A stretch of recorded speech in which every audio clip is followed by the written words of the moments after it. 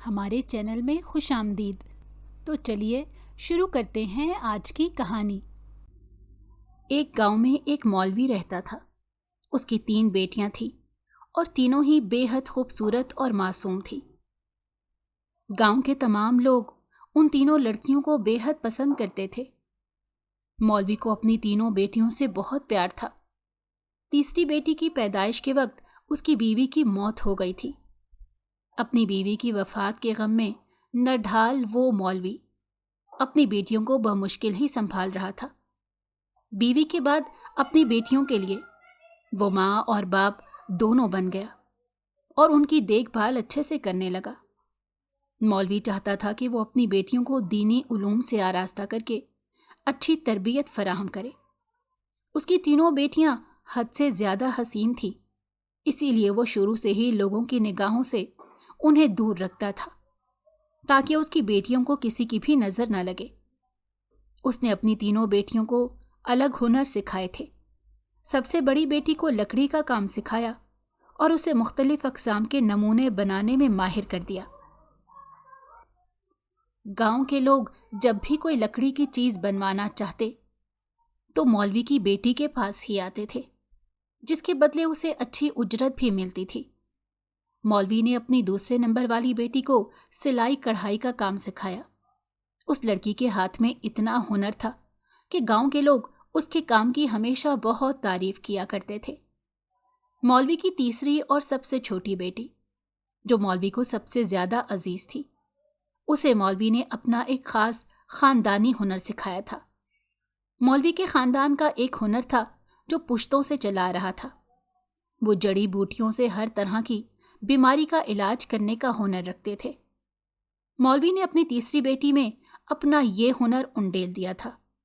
جب وہ اپنی سب سے چھوٹی بیٹی، جس کا نام شبانہ تھا، اسے یہ ہنر سکھا رہا تھا، اس وقت گاؤں کے لوگ اس کا مذاق اڑایا کرتے اور کہتے کہ تم ایک لڑکی کو یہ ہنر سکھا رہے ہو، حالانکہ تمہارے خاندان میں کسی نے بھی اپنی عورتوں کو یہ ہنر نہیں سکھایا۔ اب کیا وہ لڑکی لوگوں کا علاج کرے گی؟ لیکن مولوی سب کی باتوں کو خاموشی سے سنتا رہتا اور کوئی جواب نہ دیتا۔ اپنی بیٹی کو پوری لگن سے ہنر سکھا رہا تھا۔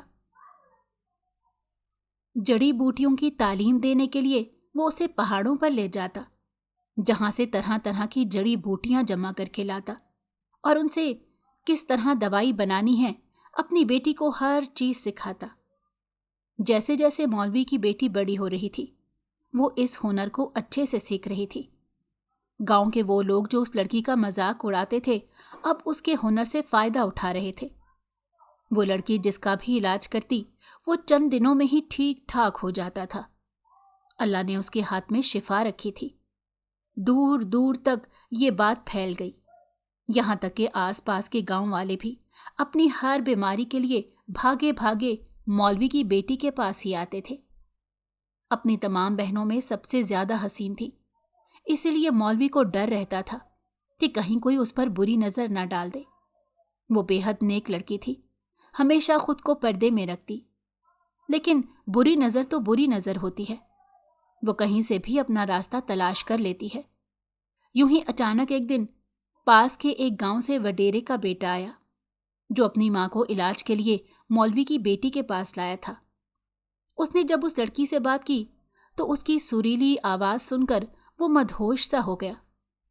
علاج کے بہانے اس نے کئی بار اس لڑکی کو دیکھنے کی کوشش کی، لیکن پردے کے دوسری طرف بیٹھی وہ لڑکی اسے نظر نہیں آئی۔ وڈیرے کا بیٹا اس کی آواز سن کر ہی اپنے ہوش کھو بیٹھا تھا۔ اب جب اس کی ماں کا علاج ختم ہو گیا تھا اور وہ دوا لے کر واپس اپنے گاؤں چلا گیا تھا، پھر بھی وہ کسی نہ کسی بہانے سے گاؤں کے چکر لگاتا رہتا اور اس کی کوشش رہتی کہ کسی بھی طرح سے اس لڑکی کا دیدار ہو جائے۔ گاؤں کے ہر بندے سے اس لڑکی کے بارے میں پوچھ گچھ کیا کرتا تھا۔ جب لوگوں نے سنا کہ ساتھ والے گاؤں کا لڑکا اس لڑکی میں خاص دلچسپی لے رہا ہے تو بھاگے بھاگے مولوی کے پاس گئے اور کہنے لگے، ہم نے کہا تھا نا کہ لڑکی کو ایسا ہنر مت سکھاؤ۔ اب ایک لڑکے کی نگاہ اس پر پڑ گئی ہے اور وہ ہر ایک سے اس کے بارے میں پوچھ رہا ہے۔ یہ نہ ہو کہ کل کو وہ آپ کی بیٹی کے لیے مصیبت کھڑی کر دے۔ یہ بات سن کر مولوی فکر مند ہو گیا اور سوچنے لگا، اب میں کیا کروں؟ وہ جانتا تھا کہ اس میں اس کی بیٹی کی کوئی غلطی نہیں، لیکن سب اس کی بیٹی کو ہی برا بھلا کہہ رہے تھے۔ اس کی نیک بیٹی نے جب لوگوں کی باتیں سنی اور اپنے باپ کو فکر مند دیکھا تو مصلی بچھا کر نماز پڑھنے لگی اور اللہ تعالیٰ سے دعا کی کہ یا اللہ، ان لوگوں کو ہدایت عطا فرما جو مجھ پر اس طرح کا الزام لگا رہے ہیں، اور میرے ابا کو میری فکر سے آزاد کر دے۔ وہ لڑکی روزانہ مصلی پر بیٹھ کر یہ دعا مانگا کرتی تھی۔ پھر ایک دن اللہ تعالیٰ نے اس کی دعا سن لی۔ مولوی کے پاس ان کا ایک پرانا شاگرد آیا۔ وہ بہت ہی نیک انسان تھا اور اب عالم بن گیا تھا۔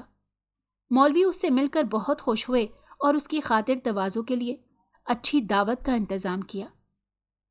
اس لڑکے کو انہوں نے دیکھا تو خیال کیا کہ کیوں نہ میں اپنی سب سے چھوٹی بیٹی کا رشتہ اس لڑکے سے طے کر دوں۔ یوں گاؤں کے لوگ جو میری بیٹی کے بارے میں غلط باتیں کر رہے ہیں وہ بھی خاموش ہو جائیں گے، اور کسی کی ہمت نہیں ہوگی کہ آئندہ میری بیٹی پر نظر ڈالے۔ لیکن ان سب کے لیے اپنی بیٹی سے رضامندی لینا مولوی کے لیے بے حد ضروری تھا، اور اس لڑکے سے بھی اس کی مرضی پوچھنا ضروری تھا۔ مولوی نے دعوت کے دوران اس لڑکے سے باتوں ہی باتوں میں پوچھا کہ بیٹا، کیا تم نے شادی کر لی ہے؟ لڑکے نے کہا کہ نہیں مولوی صاحب، اب تک نہیں کی، کسی اچھی نیک اور دیندار لڑکی کی تلاش میں ہوں۔ مولوی صاحب نے دیکھا وہ بھی ایک اچھی لڑکی کو ڈھونڈ رہا ہے اور میں بھی ایک نیک لڑکے کی تلاش میں ہوں، تو کیوں نہ اپنی بیٹی کا رشتہ اس کے سامنے رکھ دوں۔ یوں مناسب لفظوں میں مولوی صاحب نے اپنی بیٹی کا رشتہ اس لڑکی کے سامنے رکھ دیا اور کہا کہ میری بیٹی بہت ہی نیک اور اچھی عادات کی مالک ہے، میں چاہتا ہوں کہ تم اسے اپنی زوجیت میں لے لو۔ تم آرام سے سوچ کر مجھے جواب دینا، تب تک میں اپنی بیٹی سے بھی اس بارے میں بات کر لیتا ہوں۔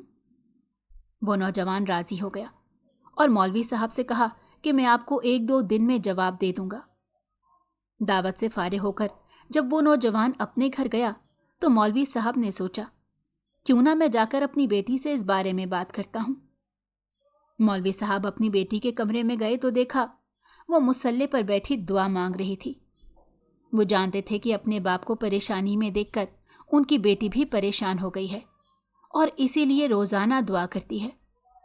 انہوں نے اپنی بیٹی کو آواز دی اور کہنے لگے، بیٹی، اب مزید پریشانی کی ضرورت نہیں، ادھر آ کر بیٹھو، مجھے تم سے کچھ ضروری بات کرنی ہے۔ دعا مکمل کر کے وہ لڑکی مولوی کے سامنے آ کر بیٹھ گئی اور کہنے لگی، جی ابا بولیے، میں سن رہی ہوں۔ آپ کا حکم سر آنکھوں پر، کیا بات ہے؟ آپ کچھ الجھن کا شکار لگ رہے ہیں۔ مولوی صاحب نے اپنی بیٹی کی طرف دیکھا تو اس کے چہرے پر چھائی معصومیت نے ان کا دل مو لیا اور کہنے لگے، بیٹی، تم تو جانتی ہو کہ گاؤں کے لوگ کس طرح کی باتیں بنا رہے ہیں، ہم ان کے منہ بند نہیں کروا سکتے، لیکن میں تمہیں جانتا ہوں، تم بہت ہی پاکیزہ لڑکی ہو، میں نہیں چاہتا کہ کوئی کیچڑ اچھالے اور اس کے چھینٹے تمہارے دامن پر آئیں، اس لیے میں نے فیصلہ کیا ہے کہ تمہاری شادی کر دی جائے۔ تمہیں یاد ہوگا کچھ سال پہلے میرے پاس ایک شاگرد آیا کرتا تھا، وہ اب عالم بن گیا ہے اور ساتھ میں بڑھائی کا کام بھی کرتا ہے۔ اگر تمہاری اجازت ہو تو تمہارا نکاح اس لڑکے سے کر دوں۔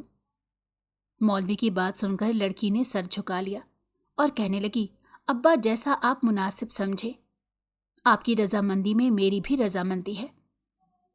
اپنی بیٹی کے منہ سے ایسے سعادت مندی والے الفاظ سن کر مولوی بے حد خوش ہو گیا اور اس نے اپنی بیٹی کو خوب دعاؤں سے نوازا۔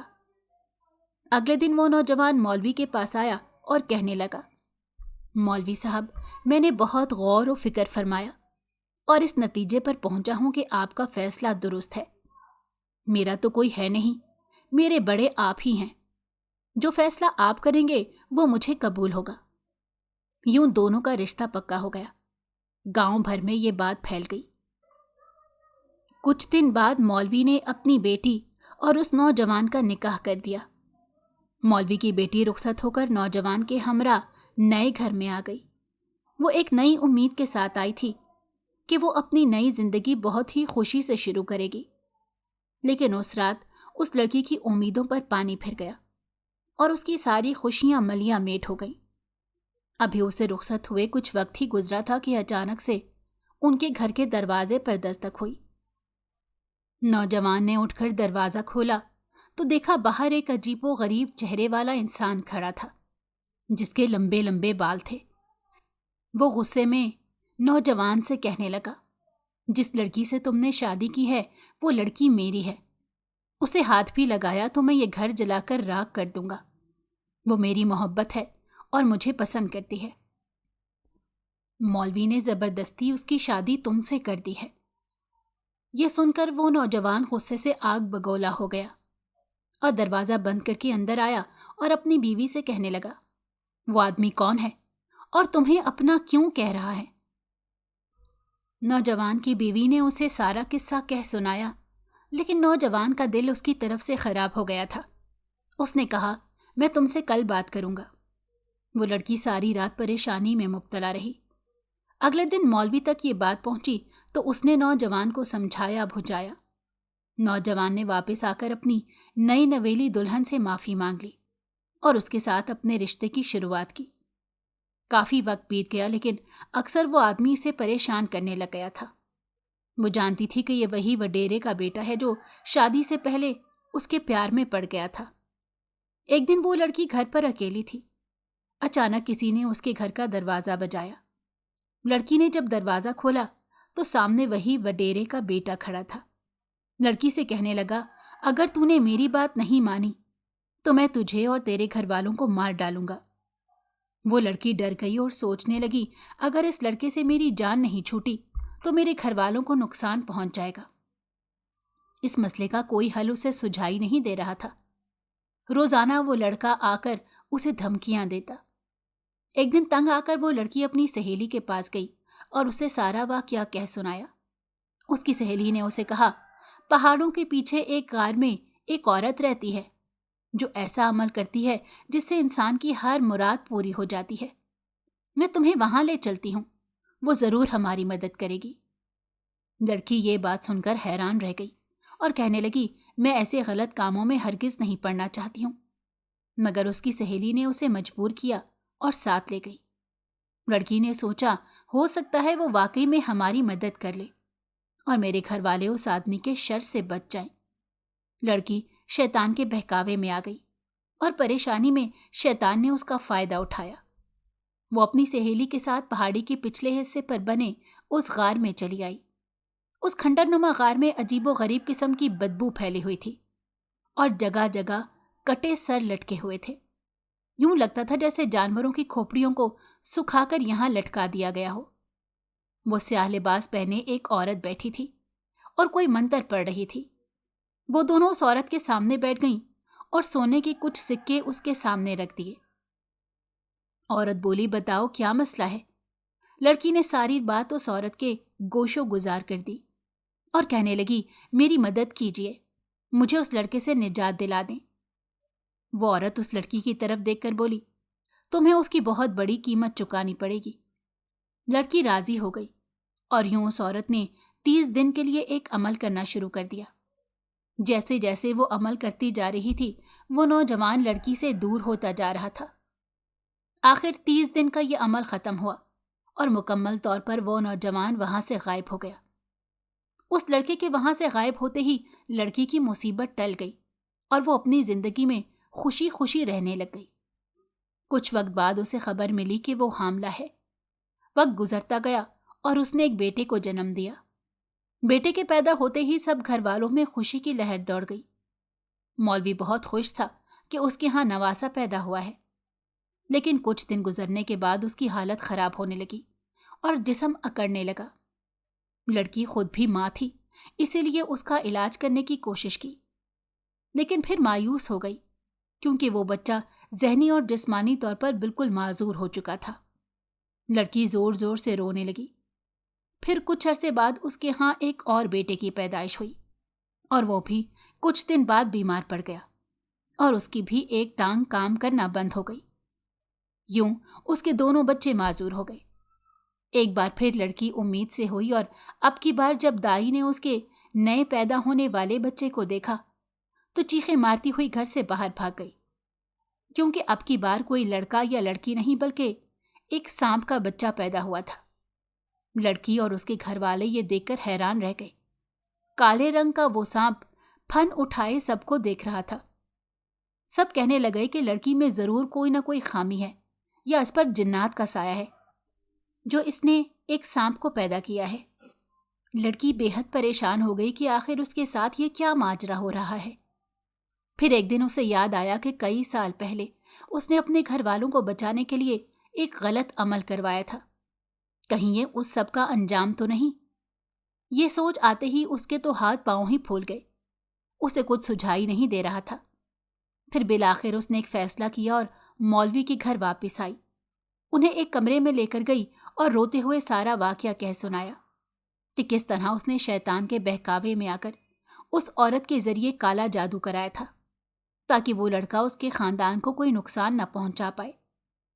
مولوی نے جب یہ سنا تو وہ بھی حیران رہ گیا کہ اس کی اتنی معصوم اور نیک بیٹی نے ایسا گناہ کیا ہے۔ اس نے اپنی بیٹی سے کہا کہ اس گناہ کا ہی نتیجہ ہے کہ تمہارے دونوں بیٹے معذور ہو گئے اور تم نے ایک سانپ کو پیدا کیا۔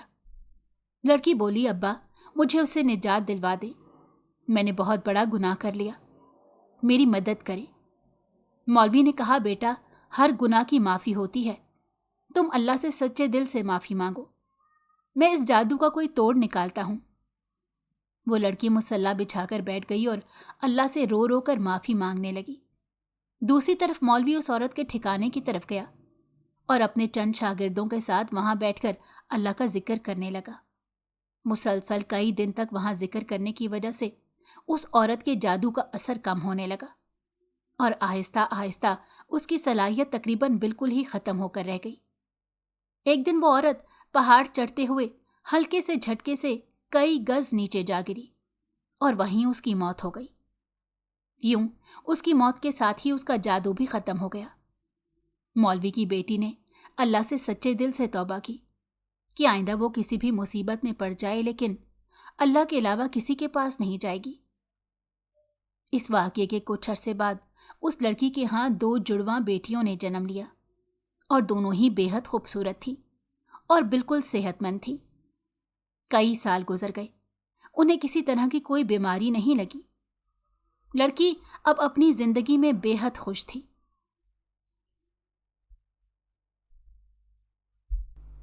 اگر آپ کو ہماری کہانی پسند آئی ہو تو ہمارے چینل کو لائک کریں اور سبسکرائب کر دیں۔ بیل نوٹیفیکیشن کو بھی آن کر دیں تاکہ ہماری آنے والی ہر مزیدار کہانی آپ کو وقت پر ملتی رہے۔